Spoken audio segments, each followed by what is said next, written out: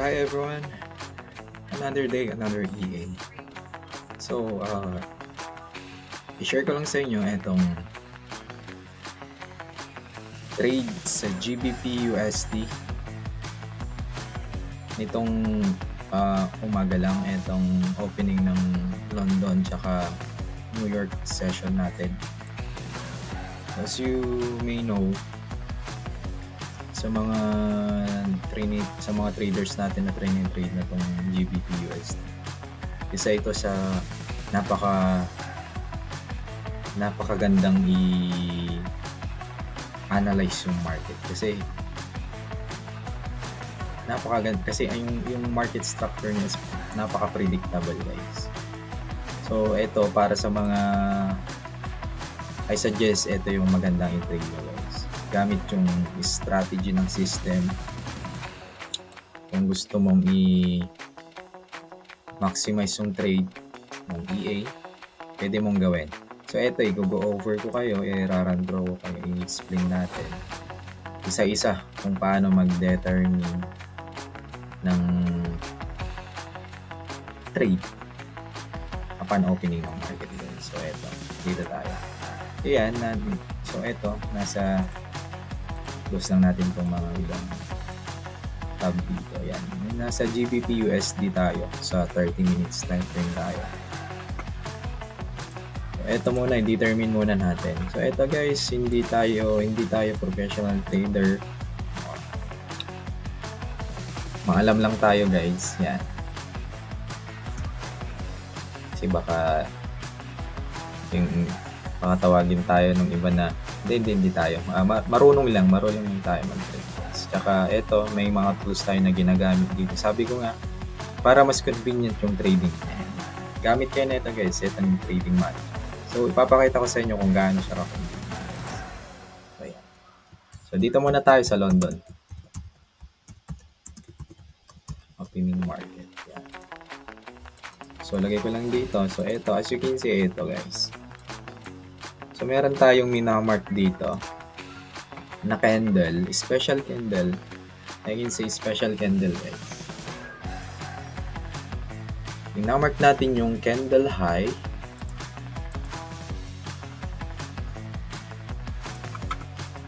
Medyo mahaba tong video natin, guys. Pero madami kayong matututunan dito. So, ito yung candle high natin. Isahin natin, guys, kung ano yung dapat natin. Ito na, hindi naman optional to kung gusto nyo ilagay ito, guys. Pero mas maganda kasi para mas visible. So meron kang candle high tsaka candle low. Ngayon, lipat natin. Ito pala yun. Yan, guys. So as you can see, guys, meron pa rin tayong konting technical analysis dito. Kahit meron na tayo, pero yun, meron tayong basis, meron tayong ina-expect na mangyari dito sa candle high natin, etong line, etong level na to, at ng candle low. So dyan lang pupunta yung market, either mag-break dyan sa candle high or mag-break dito sa candle. So steps number 1, tingnan muna natin kung ano yung buong itsura ng candle natin. So dito, guys, kung titignan natin, yan. So yan yung trend natin. Ngayon, titignan natin yung mga equal lows dito. Ano ba yung mga nire-respect na mga major levels or mga major prices dito. Yan. As you can see dito, guys, kahit hindi ko na i-mark yung line, itong kung nakikita nyo dito sa candle low natin, yung level na to, itong price na to, babalikan natin yung previous market. So, ito yung mga moment na nag-top yung price, break, and then bumalik, nag-top, and then doon nag-continue. So, ibig sabihin, Ngayon, pagdating ng opening ng London opening market. Gitna natin guys. Yan. Pagdating ng London opening market. Nakita natin, ito kasi same level din kasi ito eh. Ngayon nag-react yung candle, nagkaroon. Nakikita mo ba? Nag-top ulit dito. So, ang bias ko dito, since merong support dito,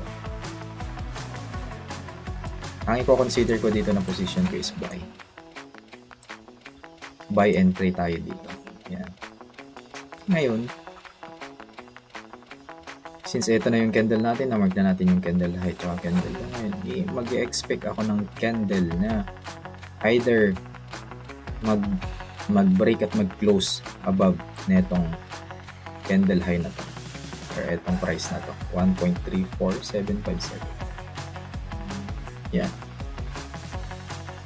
Nasa inyo guys kung gusto nyo gamitin na, kasi optional naman yun. Kung gusto nyo, kasi during this time opening, ini-expect mo puro mga breakout yan. Magkaroon ka man ng mga false breakout, meron at merong breakout pa rin yan, either dito sa taas o sa baba. Pero ang hinihintay natin dito kapag gusto natin i-maximize yung trade, kailangan natin magkaroon ng confirmation dito na magkakaroon tayo ng candle close above these levels, itong high or sa low. Pero since nga ito, meron tayong ni-respect na naman dito na support, nag-bounce yung price. So, nagkaroon tayo ng close candle dito. Yan. Ngayon, so nasa inyo guys, either, since nalaman nyo na ang pwedeng mangyari dito, possible na mangyari dito is magkaroon ng breakout sa candle high. Pwede nga ilagay yung order dito guys is either buy stop para at least yan anytime pagka-create ng candle na to, itong maliit na to, itong tapat mismo ng vertical line na to, pag nag-break, triggered agad, baga masasalo na lahat ng market itong trade mo. Or pwede ka namang upon closing neto candle na to, pwede kang mag-set na dito ng buy mo agad, o pwede kang mag-market execution na dyan. Kasi kapag pwede ka rin naman mag-limit order dito, mag-buy limit order, pero may times kagaya nito hindi na binalikan. Yan. So eto, ako ang gagawin ko na dito, since meron na akong breakout dito candle sa 30 minutes, pupuntahan ko yung 5 minutes. Yan. Tingnan natin. Kasi dito sa lower time frame guys, mas makita mo kung ano yung baga ma-refine mo, mas ma-refine mo yung candle closing dito. So, ayun nga, nagkaroon ka ng, so binabalik-balikan mo to. So, from 30 minutes, pagka-break pa lang dun sa 30 minutes lang, balikan mo tong 5 minutes. So, ito, meron tayong candle dito. So, yan. So, pwede kang pumasok dito para at least mas ma-maximize mo pa rin yung trade. Mag-market execution dito. Yan. Ngayon, paano yung target mo dito? TP target yan. Balik ulit tayo ng 30 minutes. So, as you can see, ito yung kagandahan pag pumunta kayo ng 5 minutes. At least doon, ma-refine mo yung, mas maganda yung point of entry mo doon. So, ito yung level natin. Ito yung level na papasukan ko doon sa 5 minutes time frame. Unlike kapag dito ka sa 30 minutes, kapag pinasok mo na yan, so mahihit mo pa rin yung take profit, yung TP target mo. Pero ayun nga, sayang yung opportunity. So sa 5 minutes ka maghanap ng opportunity, since may break na nag-break na yung candle at nag-close above. So ayan, ngayon paano natin i-consider yung take profit target dito? So ngayon, ang risk to reward natin dito guys is 1:1.5 guys. Dito dito kay GBP/USD. Ang RR natin dito guys is 1:1.5.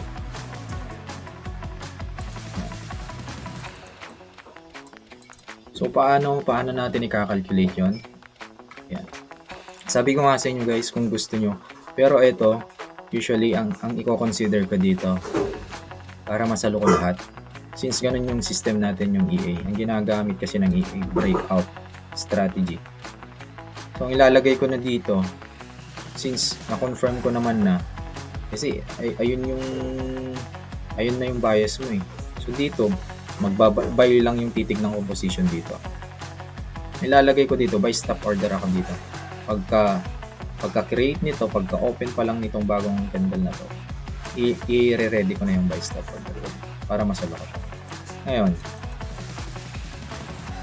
paano ko i-determine yung take profit target natin?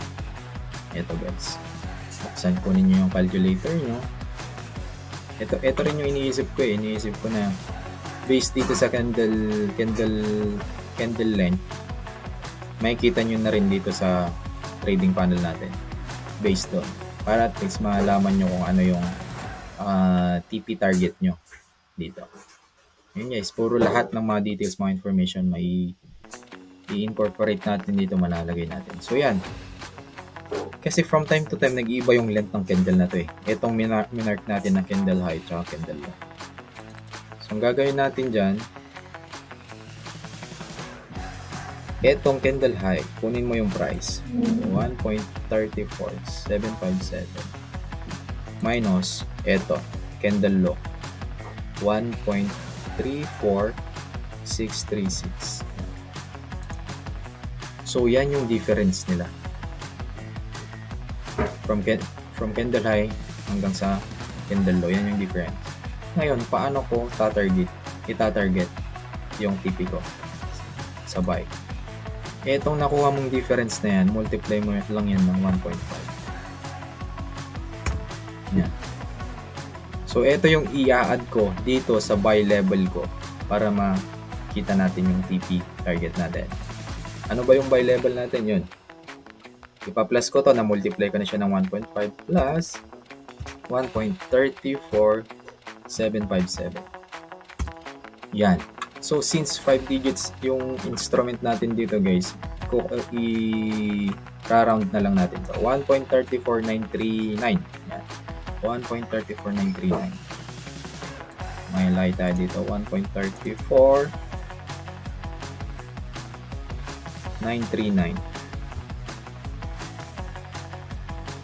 Yan. Sabi mo na yan. So, yan guys. Ngayon, since nandito na yung current price ngayon guys, ipapakita ko lang sa inyo kung paano gamitin ito. So, ito na yung TP target natin. I-mark ko lang tong line na to.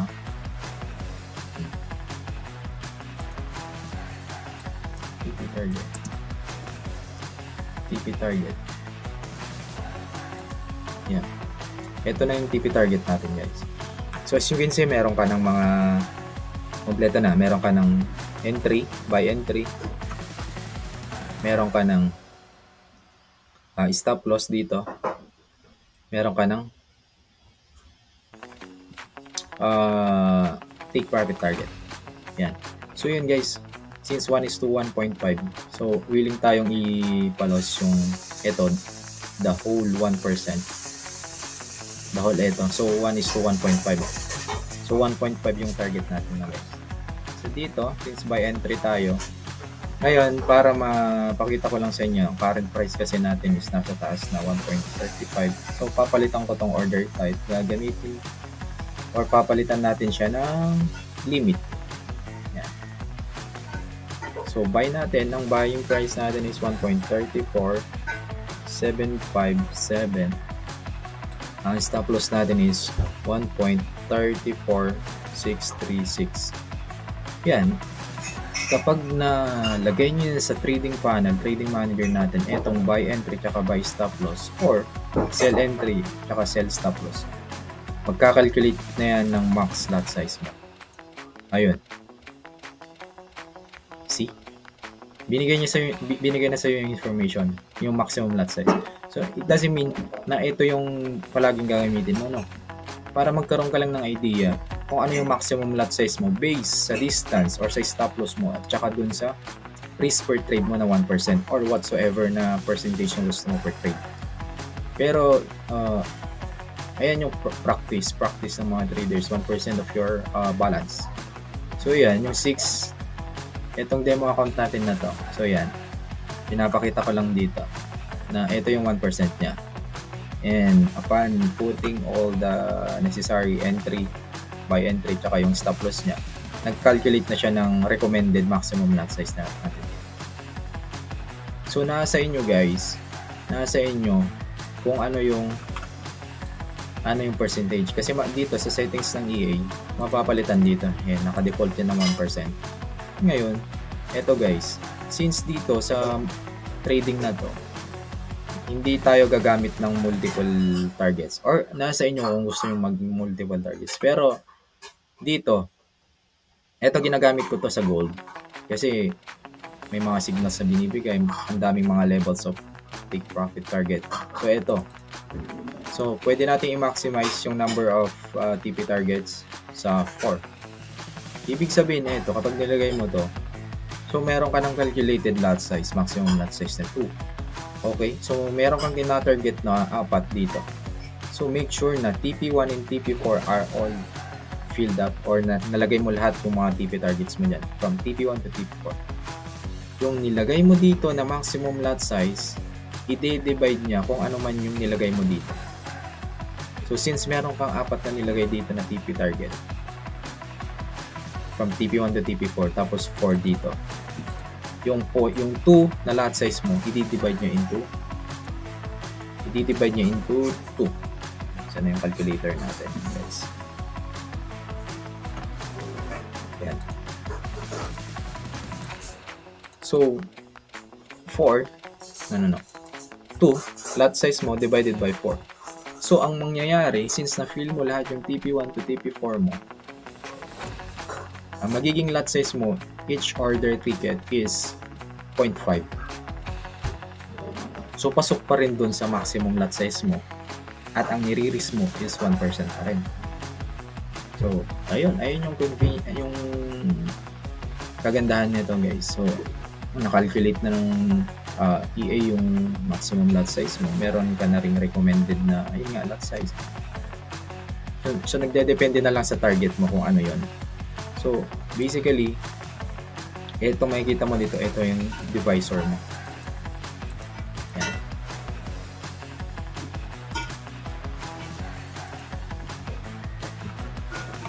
So ito yung magiging divisor mo dito. Ngayon kapag nilagay mo dito ng 1, magiging 1 lang yung divisor mo dito. Or 2 or 3. Just make sure na kung ano man yung number na nilagay mo dito, yun yung lalagay mo dito. So since ang gagamitin natin dito isang TP target lang, 1 yung ilalagay natin dito guys. So okay. Yan. So nawala ulit kasi every time na bubuksan mo settings, magre-reset to.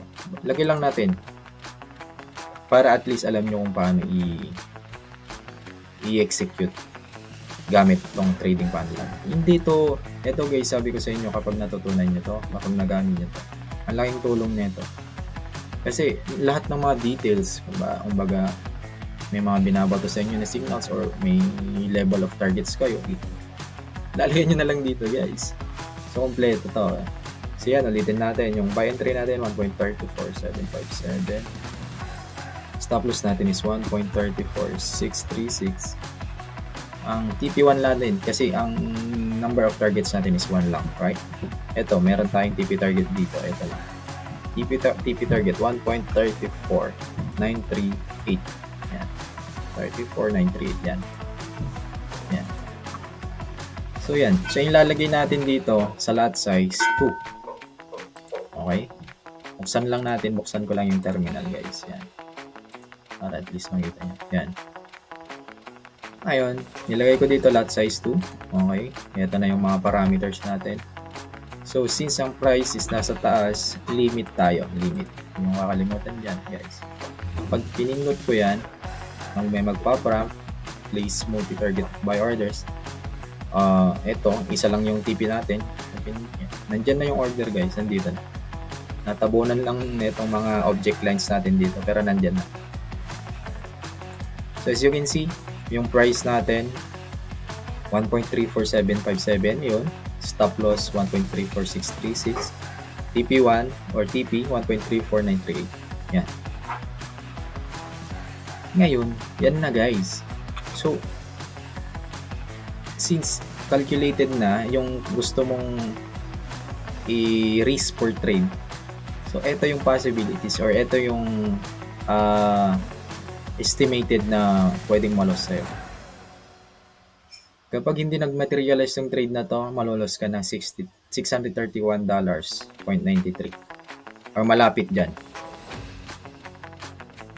Ngayon, paano mo malalaman yung TP target mo? Kung ano yung mapaprofit mo dito kapag nag-materialize yung trade? Ayun yung idadagdag ko dito para at least may idea kayo kung ano yung TP target na makakuha nyo. Pero ito, ang gagawin nyo yan, since ang ating RR is 1:1.5, kunin nyo lang yung willing nyo na i-risk per trade, $631.93 times 1.5. So kapag nag-materialize yung trade, ito yung may profit mo, $947.895. So yun. As you can see guys, yung trade, nag-materialize nga. Ayun, na-hit yung TP target natin, successful. So, ayun. Ganun lang guys. Ganun lang ka-simple itong yung strategy na ginagamit natin. Hindi siya komplikado kahit sino maintindihan. Ganun lang yung nangyayari dito guys. Maglo-look back lang tayo konti kung ano yung nangyayari sa market. Tapos tingin tayo sa time frame or ayun nga, kung gusto nyong mag-retrace back yung price. Sabi ko dito sa 5 minutes time frame, minsan hindi na bumabalik yung market kasi dun sa level natin dito eh. Kagaya niyan. Nag-break dito, meron na tayong break ng candle dito, nag-close siya. Kaso kapag naglagay ka dito ng limit mo, hindi na niya binalikan. Ayun yung nagiging problema minsan. Pero okay pa rin yun kasi naninigurado ka lang. So iba-iba naman yung discard natin dyan. Pero kung ako dito na, ang ilalagay ko dito, so either mag-materialize yung trade or hindi, tanggap mo pa rin. Kasi yun nga, meron ka ng acceptable. Baga, na-set mo na. Alam mo na sa sarili mo kung ano yung nire-risk mo per trade. So ito, nasa iyo yan. Let's say for example, ang account mo is maliit lang. Pwede mong instead of 1%, pwede mong babaan yan. Either 0.01.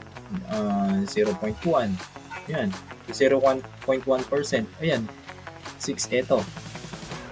$63. Yan yung willing ko na may patalo or may ma-risk dun sa trade na to. Baga, nandyan na eh. Nakikita mo na. Expected mo na guys. Nandiyan na yung information. Hindi yung pagka-place mo pa lang, uy, ang laki pala ng lot size na ginamit ko. Dapat piliitan ko. Wala na nangyari na eh, na-place mo na. So, ayun yung hindi ko naman pwedeng sabihin na pangit.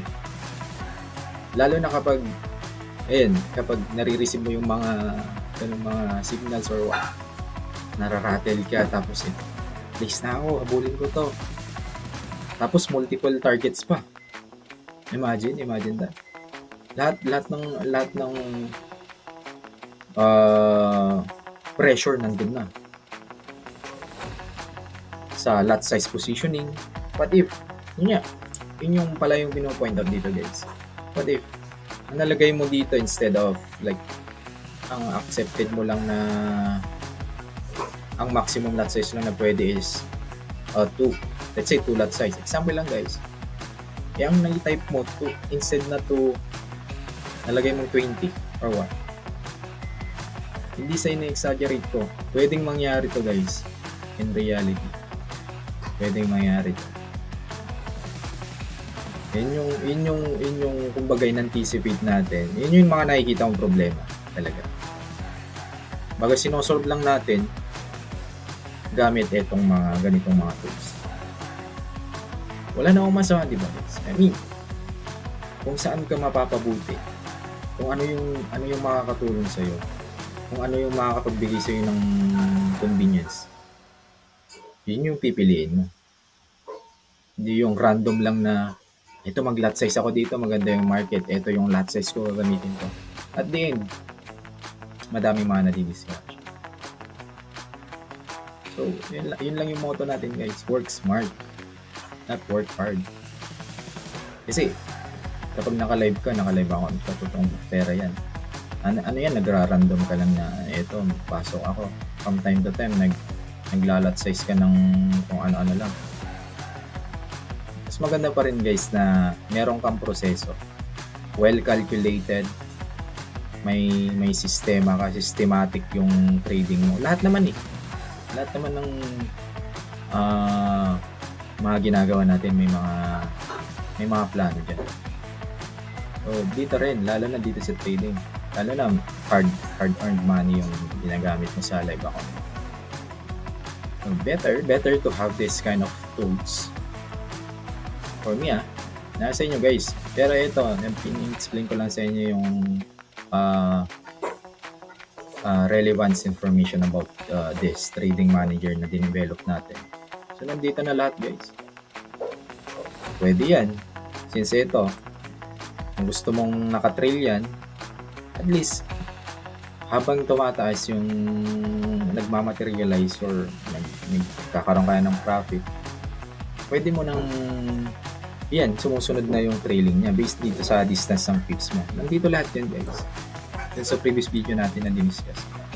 Nandito lahat. Naka-default lang yan na 30 pips yung trailing niya.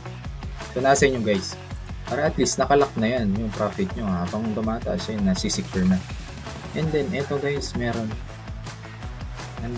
tayong feature ng trading manager natin na meron tayong button dito for cutting loss or magpa-partial profit ka.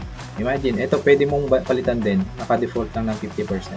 Sino bang may ayaw na magkaroon ng profit na isi-secure niya na yung, let's say, meron ka ng running profit na $200. Secure ka na yung $100 doon. Or whatsoever, what percentage na gusto mo. Ayan guys. Nandito lahat sa trading manager na to. Tingin kayo sa MQL5 kung I think meron man pero hindi ganito ka-kompleto. Ito BE on. Familiar kayo dito guys eh. Ano ba itong BE on? Break even. Sabi ko nga kung na-fill mo lahat to more than one targets, TP targets from TP1 to TP4. Kapag activated to, ito yung mag-govern over this trailing. Kapag naka-on to, kapag multiple target ka, 2 or 4 or basta more than 1, 2, 3, and 4 targets. Ang mangyayari guys, kapag na-trigger yung TP1 mo, mag-move yung stop loss mo. The rest, yung mga remaining active orders mo, kapag mag-retrace back man dun sa stop loss, break even. Pero, meron ka ng take profit 1. Ganon yung idea guys. So yun guys, hopefully may natutunan naman kayo dito guys. Ito guys, I suggest itong GBP or Euro USD. Gusto nyo sa mga nag-umpisa pa lang, maganda to. And of course, gamit ito yung partnership, itong trading manager natin para mas mapadali yung trading. I'm telling you.